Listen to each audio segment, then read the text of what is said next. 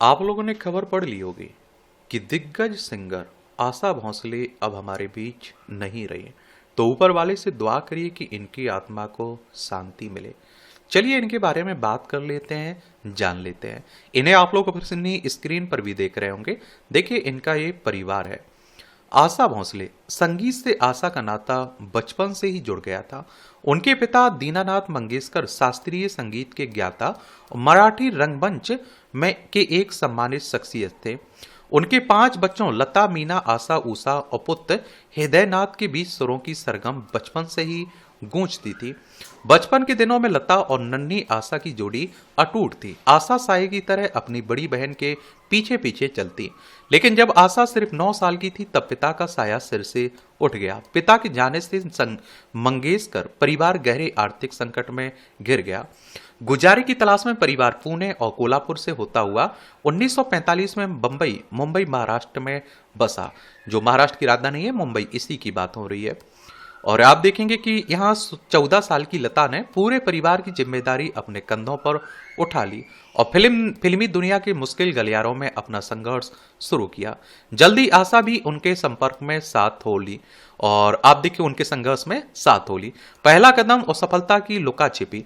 साल 1948 में फिल्म चुनरिया के जरिए आशा ने पार्श्व गायन की दुनिया में कदम रखा। उन्होंने गीता दत्त और शमशाद बेगम के साथ अपना पहला गीत सावन आया रे गाया। इसके ठीक 1 साल बाद 1949 में फिल्म रात की रानी से उन्हें अपना पहला सोलो एकल गीत मिला। यही वह साल था जब बड़ी बहन लता मंगेशकर के लिए टर्निंग पॉइंट साबित हुआ और फिल्म महल के गीत आएगा आएगा आने वाला ने लता को रातों रात कामयाबी के उस शिखर पर पहुंचा दिया जहां से उन्होंने पीछे मुड़कर नहीं देखा। 1950 के दशक में लता तेजी से सफलता की सीढ़ियां चढ़ने लगी।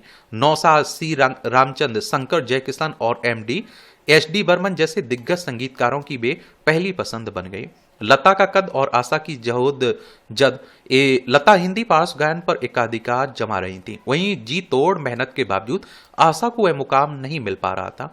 उस दौर में आशा को ज्यादातर बी ग्रेड या कम बजट वाले फिल्मों में ही मौके मिलते थे। ए आर कुरैशी, सज्जाद हुसैन और सरदार मलिक जैसे संगीतकारों के साथ काम तो कर रही थी, लेकिन बड़े संगीतकार मुख्य धारा के बड़े बैनर उनसे दूर थे।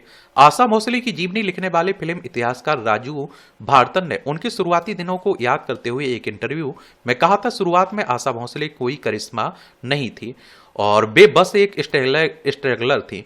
मैंने उन्हें काम के लिए जूझते देखा। अगर निर्माता लता को नहीं ले पाते थे तो उनकी अगली पसंद गीता दत्त या फिर शमशाद बेगम होती थी।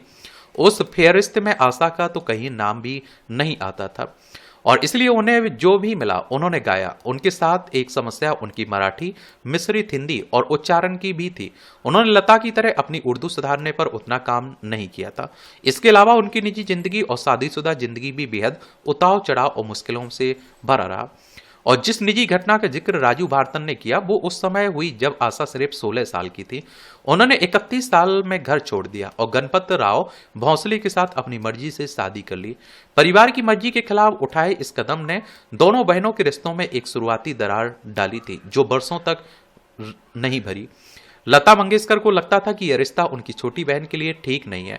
अपने एक इंटरव्यू में आशा भोसले ने स्वीकार किया था, लता दीदी इस शादी के सख्त खिलाफ थी। एक दौर ऐसा भी था जब हमारे रिश्ते बहुत कड़वे हो गए थे और सालों तक हमारे बीच बातचीत तक बंद रही। गणपत राव भोसले के साथ शादी उनकी निजी और पेशेवर जिंदगी के लिए किसी त्रासदी से कम नहीं थी। आशा भोसले ने उन दिनों को याद करते हुए लिखा कि वह एक रूढ़िवादी परिवार था और जिसे एक सिंगिंग स्टार बहू मंजूर नहीं थी। मेरे पति बेहद बदमिजाज थे। शायद उन्हें दूसरों को दर्द देने में मजा आता था, पर बाहर किसी को इसकी कानों कान खबर नहीं होती थी। तनाव उथल पुथल भरे इन सालों में आशा का परिवार भी कुछ खास आगे नहीं बढ़ रहा था, जबकि लता इन सालों में कामयाबी के उस शिखर पर पहुंच चुकी थी। ओपी नेयर और एस डी बर्मन का साथ आशा के कैरियर को शुरुआती मजबूती बिमल रॉय की परिणीता और राज कपूर की बूट पॉलिश के गीतों से मिली, लेकिन उनकी जिंदगी का बड़ा मोड़ आया जब उनकी मुलाकात हुई संगीतकार ओपी नेयर के साथ। और नेयर का मानना था कि वे लता के बिना भी सुपरहिट संगीत दे सकते हैं। लता भी उनके साथ काम नहीं करती थी। नेयर की शुरुआती पसंद गीता दत्त थी, लेकिन फिल्म CID के बाद उनके संगीत में आशा भोसले ने जगह बना ली। उन्होंने आशा की आवाज के निचले स्वरों की गहराई को पहचाना और नया दौर के जरिए एक इतिहास रच दिया। उड़े जब जब जुल्फें तेरी, मांग के साथ तुम्हारा जैसे गीतों ने आशा को पहली बार फिल्म की मुख्य अभिनेत्री की आवाज बनाया, उन्हें बी.आर. चोपड़ा जैसे बड़े कैंप का हिस्सा बना दिया। उसी साल 1957 में संगीतकार एस.डी. बर्मन और लता मंगेशकर के बीच हुए मतबटाव ने आशा के लिए सफलता के नए दरवाजे खोल दिए। अगले 5 सालों तक जब एस.डी. बर्मन ने लता के साथ काम नहीं किया, तब आशा उनके कैंप की मुख्य गायिका बनकर उभरी। फिल्मी गलियारों और पत्रिकाओं में उन दिनों यह चर्चा गर्म थी कि इस बात को लेकर भी कि लता अपनी बहन काफी नाराज थी, लेकिन इन 5 सालों में आशा ने अपनी प्रतिभा का लोहा मनवा लिया। एस.डी. बर्मन, किशोर कुमार, आशा भोसले और गीतकार मजरूब सुल्तानपुरी की चौकड़ी ने रोमानी और चुलबुले गीतों का एक नया दौर शुरू किया।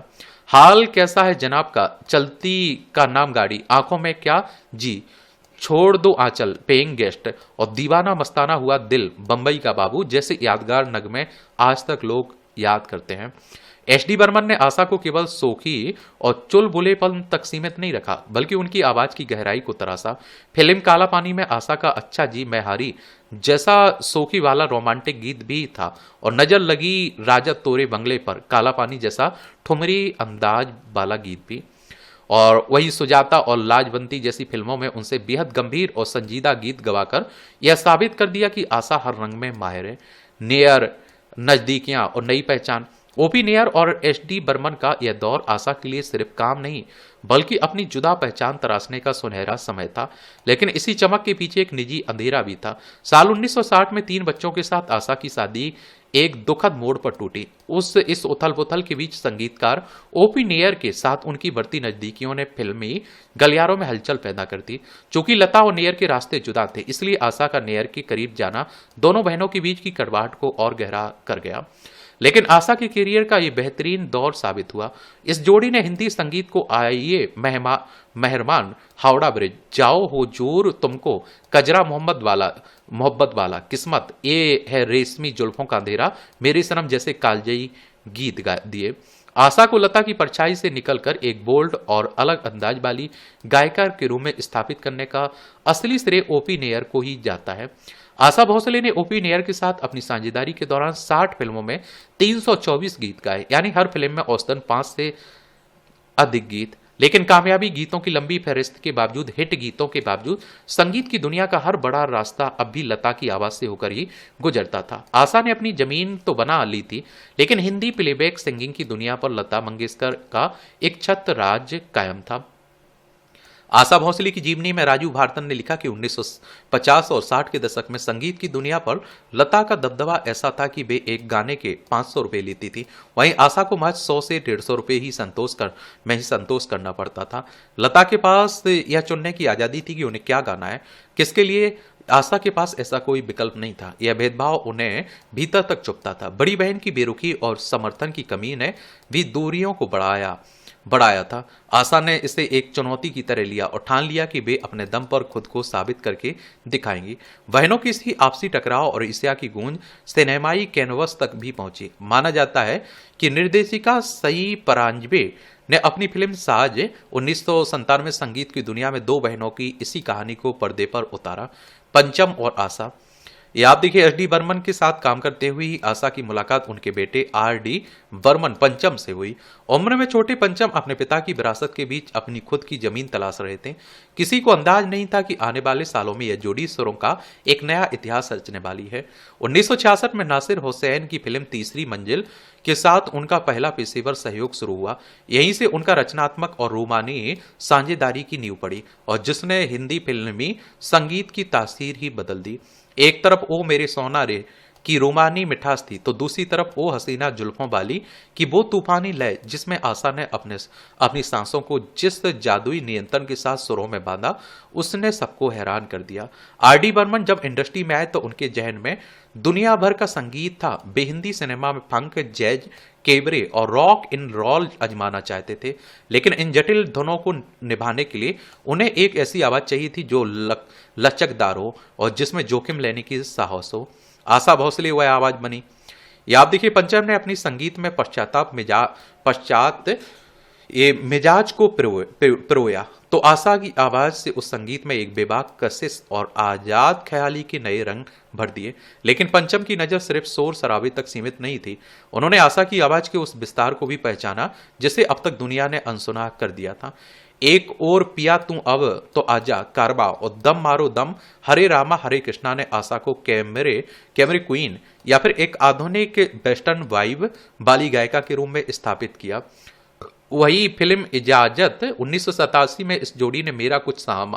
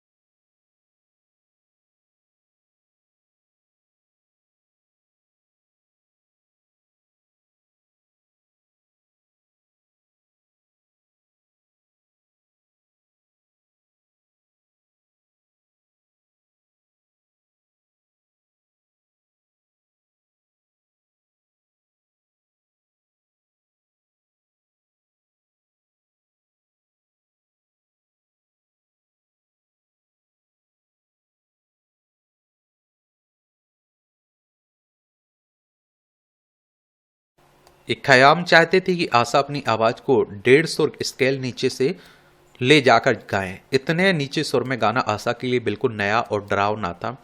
और 8 दिनों के कठिन रियाज के बाद जब रिकॉर्डिंग शुरू हुई तो एक पल ऐसा भी आया जब आशा की हिम्मत जवाब देने लगी। उन्हें लगा वे नहीं गा पाएंगी, लेकिन जब रिकॉर्डिंग पूरी हुई और आशा ने खुद को सुना तो वे दंग रह गईं। दिल चीज क्या है, इन आंखों की मस्ती के और एक क्या जगह है दोस्तों जैसी कालजयी गजलों ने दुनिया को आशा की आवाज का वह मखमली और संजीदा पहलू दिखाया जिससे अब तक सब अनजान थे। नतीजा इतिहास में दर्ज, उमराव जान के लिए खयाम और आशा भोसले दोनों को राष्ट्रीय पुरस्कार मिला। वक्त का पहिया घूमता रहा, संगीत के साज बदलते रहे, लेकिन आशा की आवाज की ऊर्जा कभी कम नहीं हुई। बाद के वर्षों में ए आर रहमान के साथ रंगीला, लगान और ताल जैसी फिल्मों में उन्होंने फिर साबित किया कि उन्होंने सुरों पर उम्र का पहरा नहीं है। और जहां उनके दौर के कई गायक संगीत के बदलते स्वरूप और रीमिक्स को लेकर नाराज रहते थे, वहीं आशा ने खुले दिल से नए दौर को गले लगाया। उन्होंने खुद अपने पुराने गानों की रीमिक्स एल्बम निकाली और नई पीढ़ी को उस जादुई संगीत से रूबरू कराया। आशा भोसले का सफर कांटों भरा रहा, अपनी ही बहन के विशाल साये से बाहर निकलने की जहुज्जत रही, पर अंततः उनकी जिद जीत गई। उन्होंने दुनिया को दिखा दिया कि वे हर रंग में ढल जाने वाली एक मुकम्मल कलाकार हैं। एक ऐसी आवाज जो कल भी जवान थी और जिसकी सोखी हर दौर की रूह को छूती रहेगी। तो यही कहानी है किसकी लता मंगेशकर की बहन आशा भोसले की। ऊपर वाले से दुआ करिए कि इनकी आत्मा को शांति मिले और इनके परिवार को इस दुख की घड़ी में सहन शक्ति दे।